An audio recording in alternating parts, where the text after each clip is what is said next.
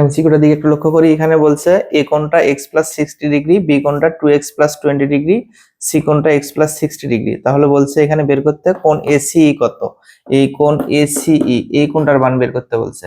তাহলে আমরা কি জানি ত্রিভুজের তিন কোণের সমষ্টি 180 ডিগ্রি। তাহলে আমরা লিখি x plus 60 degree plus 2x plus 20 degree plus x plus 60 degree, এই তিনটার সমষ্টি কত 180 ডিগ্রি।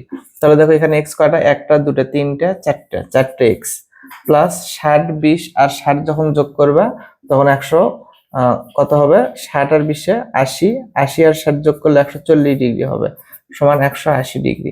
তাহলে দেখো 4x সমান 180 ডিগ্রি প্লাস 140 ডিগ্রি পাশে আসলে মাইনাস 140, তাহলে 4x সমান এখানে 40 ডিগ্রি হবে। তাহলে x সমান 40 ভাগ হলো 4, 4 10 40, তাহলে আমরা x এর মান পেলাম কত, এই তো 10 ডিগ্রি।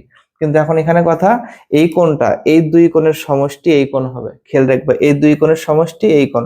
তাহলে এখানে x এর মান যদি আমাদের 10 হয় তাহলে দেখো তো x প্লাস 60 ডিগ্রি, তাহলে x এর মান কত 10 যোগ 60, তাহলে কত হচ্ছে 70।